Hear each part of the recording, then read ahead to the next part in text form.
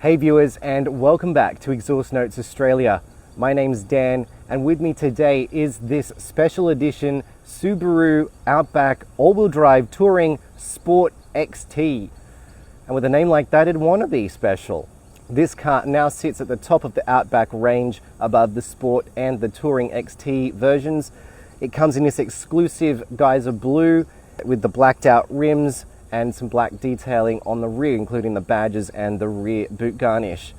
There's some fluoro green features on the roof racks and on the side skirt badging, but apart from those visual differences, the exclusive blue color, it is pretty much a Outback Touring XT on the inside. It's a very capable and very popular SUV, so with this special edition, it's as though Subaru are giving it maybe one last send-off before the facelift arrives.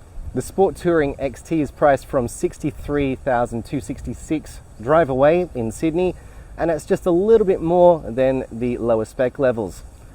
Around the back here, it is still very much Subaru Outback, and you can still see these green fluoro touches, but you'll also notice a blacked out spoiler, the black rear garnish in the middle of the boot, and the blacked out badging for Outback XT and the Subaru all-wheel drive on the left. And of course there is a remote and an automatic tailgate opening up to a 522 litre boot, which is quite cavernous. There's a subwoofer in the back there too, a spare wheel, as this is not a hybrid or an electric in any way. And you can open up to about 1600 litres with the second row folded down, which you can do quite easily through a couple of levers in the boot here. The front here is spacious and comfortable, even on a 38-degree day like today. Full leather seats. We have 8-way adjustability on both front seats with memory settings. Everything's electric as you'd expect. For an SUV, it doesn't seem to sit too high, but you still have a really good view over the road. For the second row, it's always a little bit of a pinch, but sitting behind myself, I still have a fair bit of room here. My head is kind of in the roof a little, just because of how the cabin is shaped. Being that it's not a panoramic sunroof, there isn't as much light coming through here, but we do have a cream roof lining, which can kind of help a bit. Air conditioning vents back here, USB A and C, but only one of each of those, and the outer seats are heated.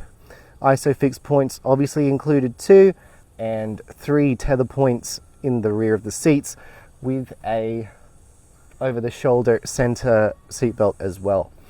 Yeah, it's really not too bad back here. Plenty of seat pockets, plenty of practicality, and big door pockets for your bottles. Oh, and 2 cup holders in the middle armrest.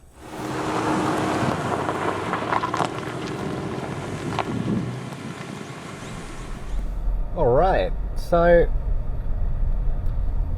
the interior is big, it's roomy. I mean, obviously this is a large car in Subaru's eyes, but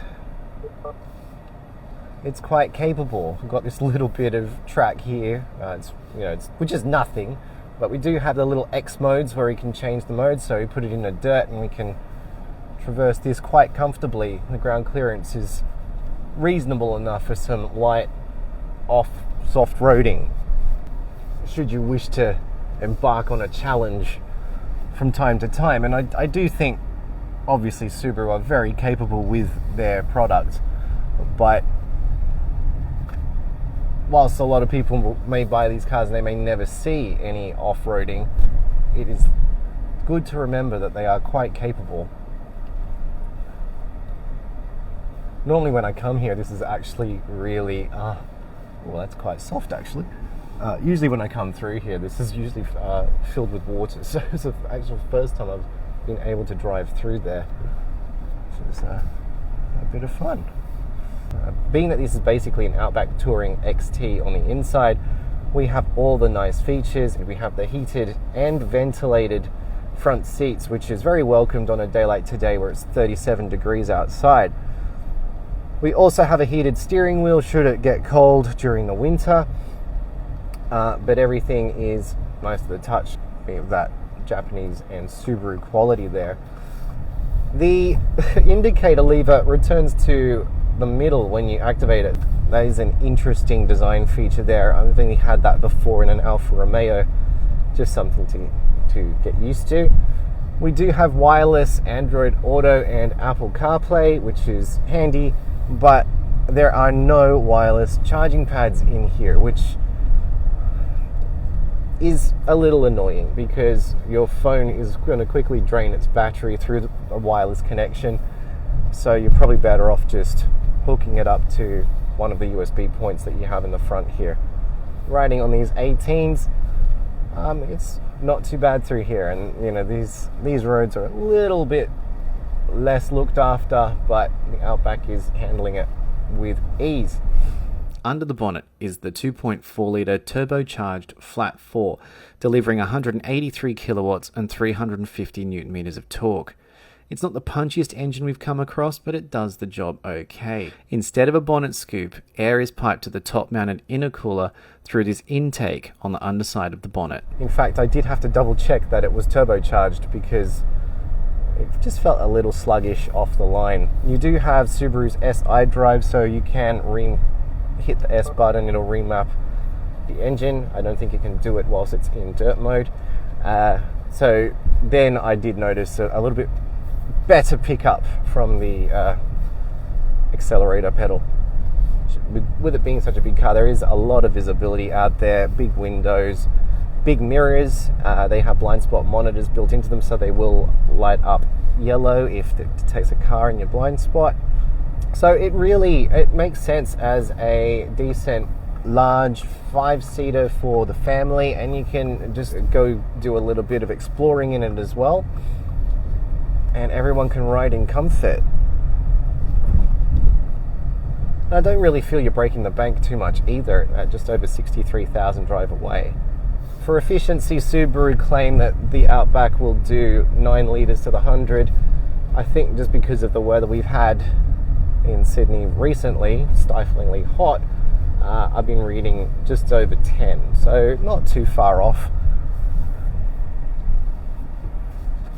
You're not getting anywhere near hybrid levels, but considering the kind of car it is, it's not too bad. It's a bit of a Subaru move to give a exclusive color to a specific trim level. So this Geyser Blue with the green highlights is only available for the all-wheel drive touring Sport XT. If you particularly want this color, you'll have to get this trim, and at least you're not spending a massive amount more than the existing touring all-wheel drive. They do have their own shades, but none of them are as, I would say, out there is probably the wrong word, but none of them are as bright as this. So if you do want that little bit different, then you definitely would be looking at this. And I do find it interesting that the Geyser Blue with the green highlights actually matches my shoes. So they must be on trend. Look, it's a nice combination, and it just does stand out that little bit more, which might be what you're after, rather than blending in with the more safer colors of other Outbacks that are available. The Outback was rated 5 stars by ANCAP back in 2021. Subaru offer a 5-year unlimited kilometer warranty, which is pretty standard fare these days. So we have an 11.6 inch portrait display here, which has become the norm for Subarus lately. Look, it's pretty responsive. You can add your shortcuts. It's got your auto start stop here, which you do have to deactivate every time the car turns on, if that's an issue. Hasn't really been an issue with the heat lately because it knows it's had to keep the air conditioner running. But if that becomes an annoyance, it's there, dead center in the screen, at least in this layout. We do have the standard Subaru maps, which are fine, but of course once you pair your phone, you're likely to use Android Auto or Apple CarPlay, whatever your favorite navigation app is, you'll be able to access there. Sometimes I've noticed it takes a little bit of time to pick up the Android Auto, but it hasn't been too bad. You do have some tactile buttons to quickly adjust your climate, so not everything is run through there, but if you do want to change any of the other settings, it's all touchscreen, which can be annoying if you have to take your eyes off the road until you kind of get used to where all the buttons and things are located. You do have a driver monitor here. It hasn't been picking me up because I haven't set it up. Aside from the Subaru SI drive, there is also a manual mode, which then allows you to use the paddle shifters behind the steering wheel. It does hold the gears on the upshift, but will change down for you if you're under braking and you forget for whatever reason, and then it will just rev the hell out of the gear and until you change up again if you continue to forget. Otherwise, yeah, just use the SI drive. So we're in first.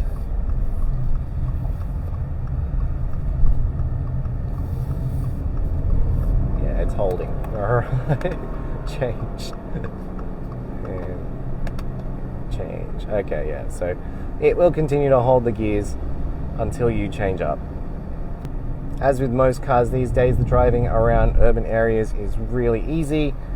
It doesn't feel like it sits as high as other SUVs, so it, again, just has that ease of getting around. The steering does feel a little heavier than other vehicles, even other all-wheel drives, but it's fine in all the conditions. And you do have the reliability of all-wheel drive, of course, being it's a Subaru. There's no problems there. For convenience, we do have a little cubby here for a phone. Most phones nowadays are too long for it. As I've stated, there's no wireless charger in there. You do have a button here to change your camera views. Obviously the gear shifter, the 2 cup holders, and then a center console. Alright, and so with the center console, there are 2 levers here actually. And so the left one, if you pull it up, reveals a shallow bit of a tray where you can put very narrow things. If you hit the right one, it'll lift both up, will open up to a larger center console bin. But the big surprise in there is the CD player. Just like in the WRX that I reviewed recently. Yeah, I was a bit surprised that the Outback had one, but it's pretty cool. For those of you who love your physical media, it ain't dead. You can still play it in here, and there's no harm in including a CD player in my eyes. It doesn't take up that much space in the console here, so yay Subaru, yay for thinking of us. Alright, I'm going to put it in the sport. We only have a 70 zone here, but let's see as we go. It is a hot day too, so I mean, we can't really complain at that. The car got up and going. Look, it's a really capable vehicle, as most people know. It's a very popular car out there, and especially for Subaru. It's not a bad looking car in any way either, and I just think this color gives it a little more character. So all I can say is go down to your Subaru dealer and see if it sings out to you. The green is an interesting choice, particularly in the roof racks. It's been commented that it kind of feels like a protective layer that hasn't been peeled off just yet. So like I said, you just need to see if it works for you. For me, it's an interesting highlight. It's just weird that there's no other bright green elements anywhere else except for the Outback badging on the side of the doors, not even on the boot, for example, that's blacked out. It would have been interesting if it was carried through somewhere else. Even on the interior, there could have been a point to have something green aside from my self-bought drink bottle. And as I said, it does match my shoes, but that's just coincidence. So would I get one? Quite possibly, because why wouldn't you want to match with your car? But for you, that may not be the case. So it'll come down to just how you feel about it.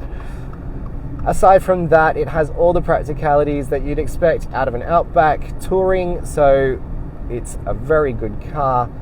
And a big thanks to Subaru for handing us the keys so that we can review it for you. Big thanks to Exhaust Notes Australia for letting me have a play as well. But a big thanks for watching, and do take care, and I'll see you in the next one. Stay safe.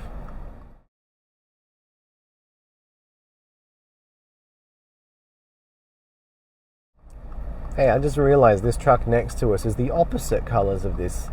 It's blue and green as well, and I don't know where he's going. This truck's in a bit of a hurry, I think.